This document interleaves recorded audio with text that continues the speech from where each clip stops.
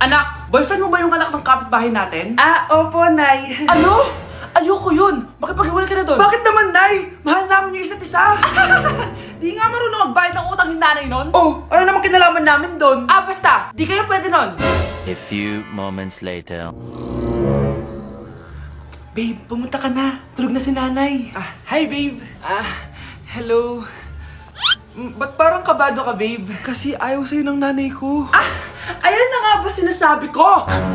Nay! O anak, bakit nandito ka sa bahay ng babaeng yan? Nandito pala hindi marunong magbayad ng utang. Nahiya naman ako sa'yo, chismosa. Teka lang, magkano ba utang mo sa kanya, Nay? 50 pesos. 50 pesos lang yung utang niya sa'yo? 50 pesos lang? Umiiyak na? Bakit? Malaking bagay na yun sa akin. Ito. Bibigyan ko kayo tig 1,000 tig isa. Ito, Nay. Manahimik ka na, magpapakasal na kami next week ng girlfriend ko, Aba, kasal agad? Dagdagan mo to! Nay naman! Magkano po ba? 10 milyon! 10 milyon? Babe, mukhang 2050 pa tayo pwede magpakasal.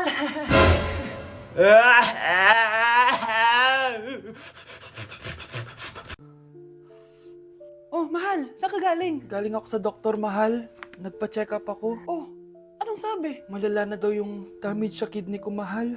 Kailangan ko na maoperahan. Kung hindi, alam mo na. Mahal, may savings pa tayo. Gamitin natin yan para maoperahan ka na agad. Hindi ganun kadali yun, mahal. Kailangan daw may mag-donate ng kidney sa akin. Edi kunin mo yung sa akin, mahal. Kaya ko pa naman mabuhay ng isa lang kidney ko. Sure ka ba? I love you, mahal. Alam mo namang gagawin ko lahat, maging okay ka lang, di ba? Congrats po, ma'am, sir. Successful po yung operation yung dalawa. Salamat, Dok. Mahal, narinig mo ba yun? Okay ka na. Mabubuhay pa ako ng matagal, mahal. Salamat sa'yo. Mahal, nilutuan kita ng paborito mo para agad ka nang gumaling. Hoy, mahal. Sino kausap mo? Wala to, mahal. Kaklase ko lang dati to. Kinakamusta lang ako. Sige, kain na tayo. Mahal, okay ka lang? Oo, tara, kain na tayo. Mahal, nakakagalaw na ako ng maayos, Di na sumasakit yung tahi. Aba, baka magulat ako. Nakakatakbo ka na rin. Mahal, aalis pala ako mamaya. Kasama ko yung dati kong kaklase. Celebration lang kasi gumaling na ako. Pwede ba akong sumama? Wag na, mahal. Baka mapano ka pa. Magpahinga ka na lang dito sa bahay, ha? Mahal, mag-ingat ka dun, Mahal, alis na ako, yung cellphone mo.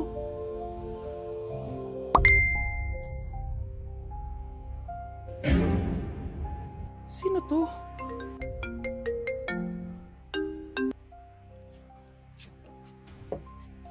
Hala, cellphone ko. Hello, babe. Papunta ka na ba? Miss na kita. Mahal, naiwan ko yung cellphone ko. Walang yaka. May kabit ka? Guys, maganda kayo. Magbe-beach tayo next week. Magpapaganda na ako. Ready na ako sumisid. May ambagan to, magbe-beach. Baka oras na to para mag-break muna ako sa kakaaral. Teka, wala ka ba mag-beach? Bakit parang mukhang ililibing ka na? Wow, nahiya ako sa'yo, te. Magbe-beach ka nga. Uod ka naman ng high school. Che! Pangit! Sinabihan niya akong pangit. Ayusin mo nga sarili mo, anak. Aral ka ng aral. Mas mukha ka ng nanay kaysa sa akin. Hindi pwede to.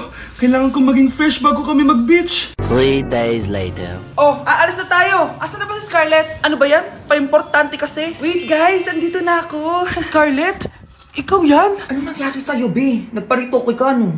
Retoke? No. Sabi ng nanay ko, masama kasi yung araw sa balat natin. Kaya sinare niya tong Garnier Vitamin C Serum. Anak, gamitin mo tong Garnier Vitamin C Serum. It can fade dark spots in just 3 days. For the mabilis and glow up ka dyan, anak. Sino pang hindi nag-aambag dyan? Si Samantha hindi pa nagbabayad. Magbabayad naman ako eh. Wala lang akong pera ngayon. Maiwan na hindi nabayad Kawawa ka naman, hindi ka makakasama sa amin. Sa'yo na to. Baka sakaling maging fresh ka din like me. Salamat Bye! Punta na kami sa beach! Okay, class! Na-miss nyo ba ako? Bumalik na si ma'am! At dahil first meeting natin, hindi muna ako magli-lesson. Gusto niyo ba yon? Ma'am, pwede po kami kumain sa kantin? Sure! Oh, yung mga gustong kumain, kumain na. Gawin niyo na lahat ng gusto niyong gawin. Basta, today lang yan ha. Next week, magli-lesson na tayo. Grabe, ang bait talaga ni ma'am, no? True, be. Kaya favorite ko yan si ma'am eh. Tara na, kain na tayo. Okay, class. What is the powerhouse of the cell? Scarlett? Ano ba yun? Starts with letter M. Mitochondria? Very good! Kaya mo naman pala eh. Thank you, ma'am. Oh, class, mag-e-exam kayo ha. Dinalian ko na to para sa inyo. Lahat ng nasa lesson natin, nandito. Okay, get one and pass. Oo nga, ang dali lang. Makaka-perfect pa ata ako. A few moments later. Okay, time's up. Pass your papers. Wow naman, lahat kayo nakakuha ng high scores. Magaling ka kasi magturo, ma'am. Okay, class, dahil Friday ngayon, gusto ko mag-enjoy kayo sa weekends. Kaya naman, hindi ako magbibigay ng assignment. Yes, thank you, ma'am. Makakagala ako. At isa pa, class, malapit na mga anak si teacher, oh. Magli-leave muna ako ng ilang months. Ha? Habang wala ako, si Ma'am Diana muna ang papalit sa akin. Maging mabait kayo sa kanya, ha? Hi, class. Namiss niyo ba ako? At dahil first meeting natin, may surprise quiz kayo. Nandito na naman yung pet peeve ko. Hindi! Hindi!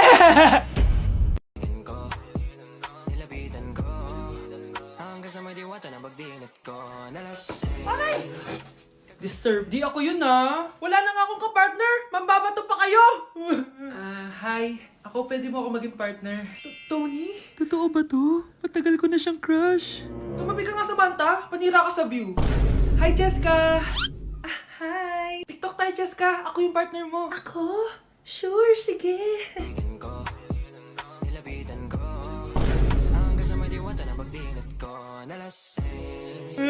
Ayoko na mabuhay!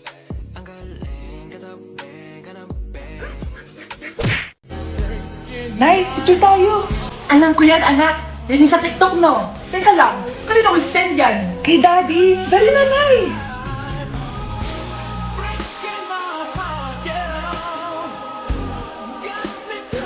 One, two, three. Nay, di mo naman kailangan magganyan. Siyempre sa Daddy mo yan eh. Oh, nandito na pala Daddy mo. Hi, mahal! Hi, anak! Ay, mahal! Nareceive mo ba yung picture namin na anak mo? Ang ganda ko dun, di ba? Anong picture? Wala ko natanggap, mahal. Wala ka natanggap?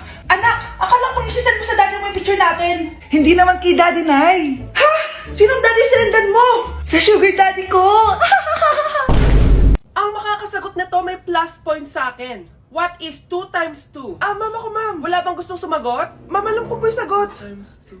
Ma'am. Okay, Samantha. 2 times 2 is 4. Very good. May plus 5 ka sa akin. Ang daya naman, kanina pa ako nagtataas ng kamay. Ma'am, pwede pa po ba ako mag-take ng quiz? Absent kasi ako kahapon eh. Ay, hindi na! Absent pa more! Tatamad-tamad ka kasi mag-aral. Nagkasakit po kasi ako, ma'am. Oh, anong gagawin ko? Ma'am, pwede ba ako mag-quiz kahit absent din ako kahapon? Oo naman. O ito, magsimula ka na. Thank you po, ma'am. Bakit siya pwede mag-quiz, ma'am? Bakit? May problema ka ba? Oo, may problema ako. Favoritism ka. Palagi na lang sa Samantha yung binibigyan mo ng chance. May galit ka ba sa akin, ma'am? Sabihin mo. Hindi ako galit sa'yo. Pero sa nanay mo, oo, wag na wag mong dadama yung anak ko sa problema mo sa akin. Nay, anong meron? Yang nanay mo, pabida. Dapat ako yung top 1 ng high school kami. Alam naman natin dalawa na deserve ko talaga maging top 1. Hindi kagaya mo, binabayaran yung school para tumaas ang grade. Totoo ba yun, Nay? Sinungaling ka! Mana ka naman para sa nanay mo, Samantha. Nga pala, alam na ng principal yung pagiging favoritism mo. Good luck na lang sa'yo, ha? In the moonlight, my honey, I know there's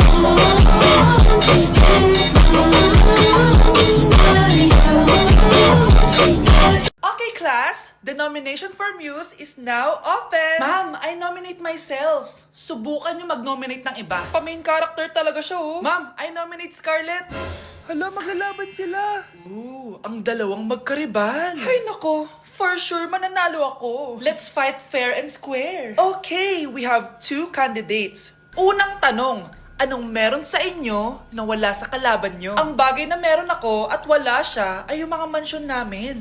Mamahalin namin na sasakyan, mga luxury bags, for sure wala siya nun. Ang bagay na meron ako at wala siya ay ang mga taong nagmamahal at sumusuporta sa akin. My family, my friends. Walang kwenta ang yaman kung walang nagmamahal sa'yo. Oh, bird! For my final question, bakit ikaw ang deserving maging muse? Obvious naman, di ba? Maganda ako, sexy ako. Ano pa bang hahanapin niyo sa akin? I believe that being a muse is being a good role model. I am confidently beautiful to show the classroom, the school rather, that I have what it takes to be a good role model. And I thank you. We love you, Scarlett! Itaas ang kamay kung boto kay Cheska.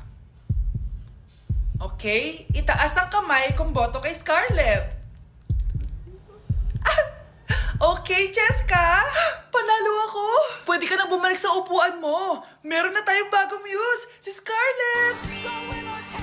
Deserve!